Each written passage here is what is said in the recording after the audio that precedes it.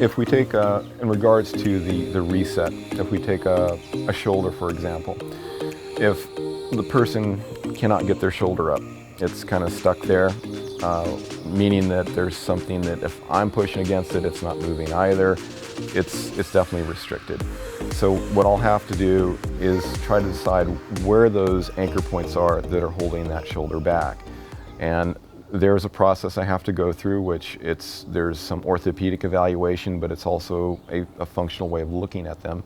And this process is a combination of a lot of different methods. And like I said, it may not be the same thing for every shoulder.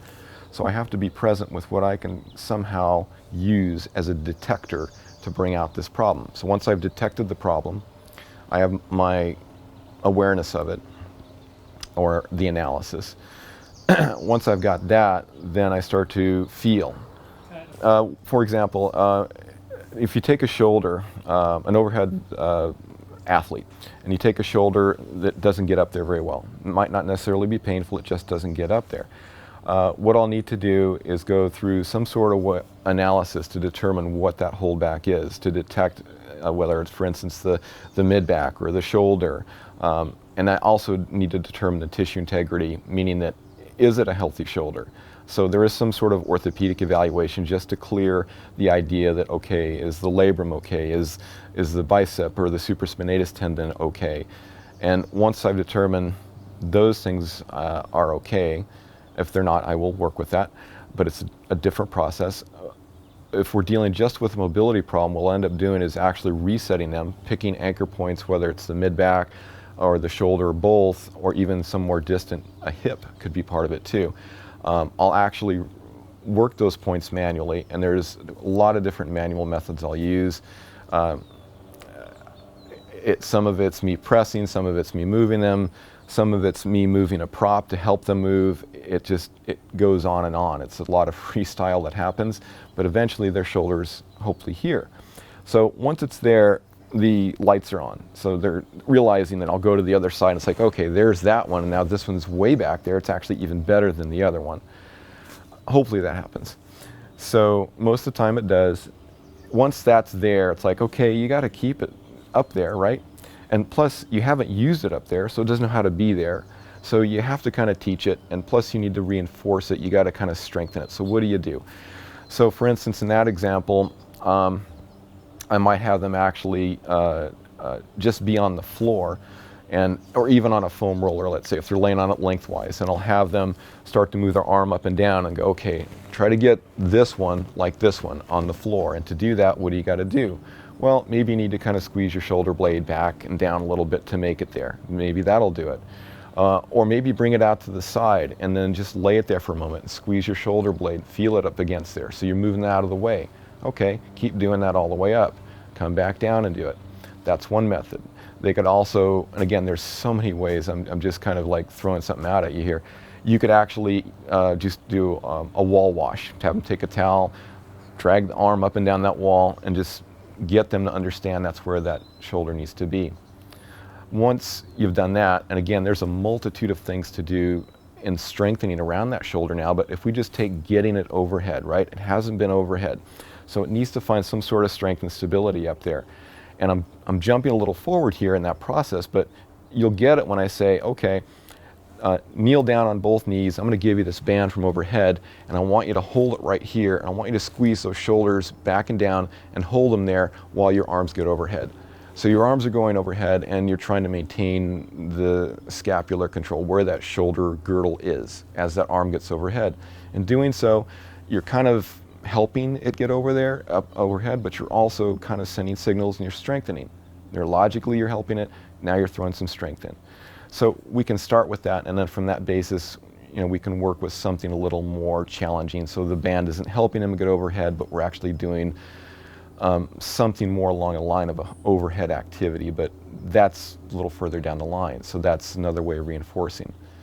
But for the day, they can get their arm overhead and they can function better. They have a way of keeping it there. They have awareness. If they can take that, just that, okay, and I call it being sneaky, because they really haven't fixed it. It's not entirely strong, But if they take that and they need to play volleyball the next day, and it's like they wake up and it's like, oh, I'm on the roller, it doesn't get up there, what do I do? Well, I may have shown them also a way of massaging it, right? So they may have a lacrosse ball or something they're rolling on up and down the shoulder or in the back of the shoulder. So I'll have them do that first and then at home, and then they'll actually start doing the roller thing the next day and go, maybe it's a little sticky. Maybe I need to climb up the wall. Maybe I need to get that arm overhead using the band to help me. They're just getting activated. They're getting turned on again. It's not necessarily correcting the whole problem. And honestly, it's like you can give corrective, if you want to call it that, corrective exercises. That's a loaded term, but correction and making it go away, I like to say it goes away, and it does go away for a while, but I think in most cases it can be a lot better. There may be something lingering. So they may end up having to kind of do their reset and reinforce over and over again over a long time, on and off.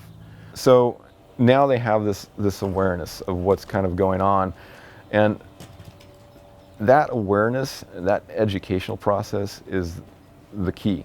And if I can give them that, they've got something beyond me.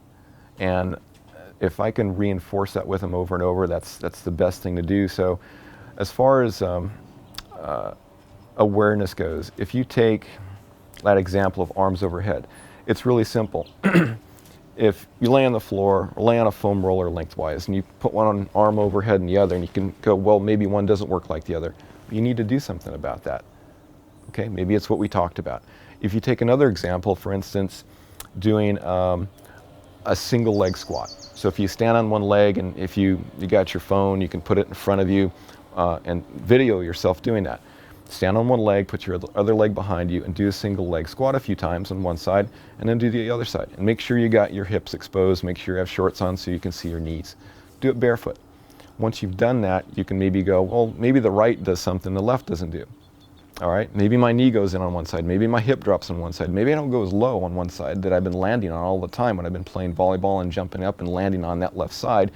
Maybe that hip's tight and it's not actually letting you go down as low. You need to do something about that. Or if you want to take something even simpler, what you can do is stand facing away from a mirror.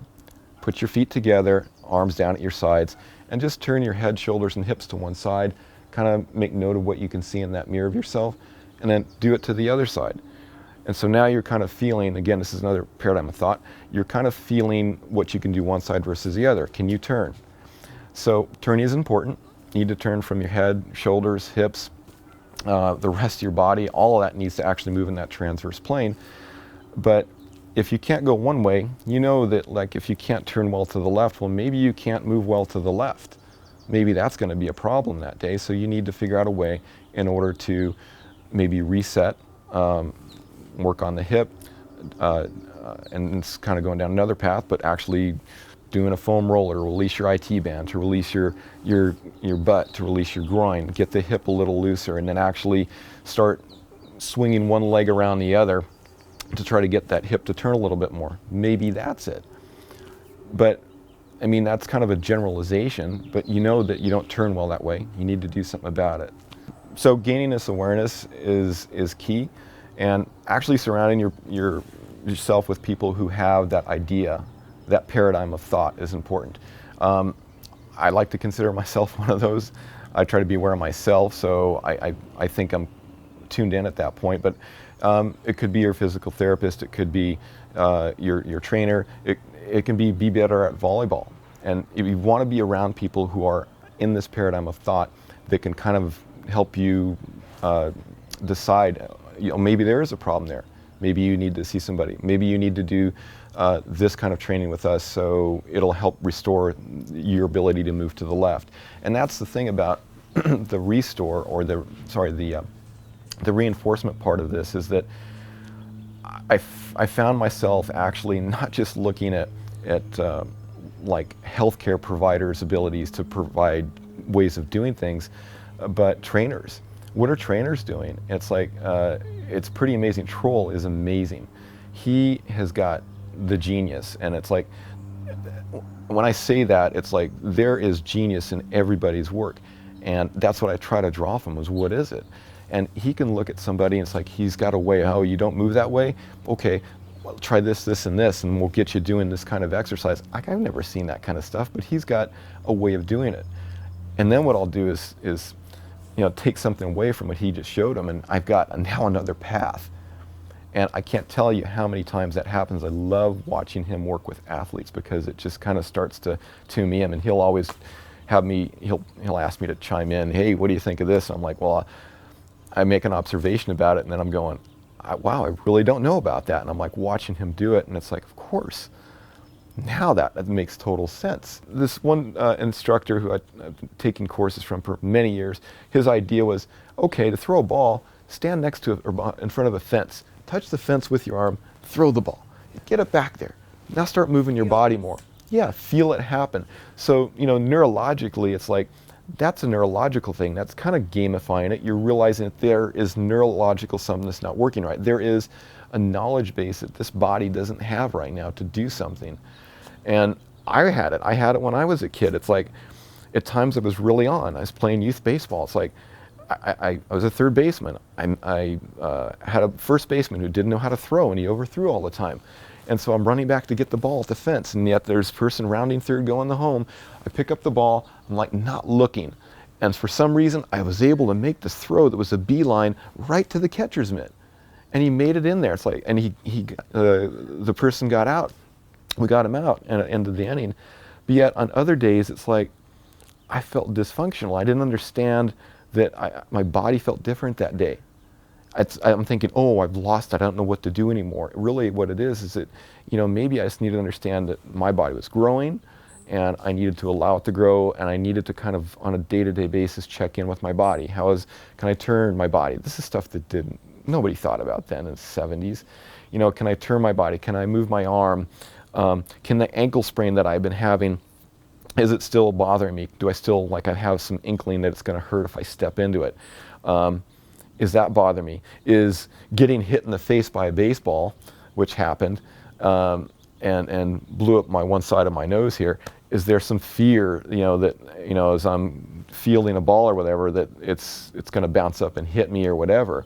And is that okay? Or is it just cowboy up and play the game? And so having people around you and be better at volleyball can be that. It's like you need people who are thinking this way to kind of help get you aware and moving better.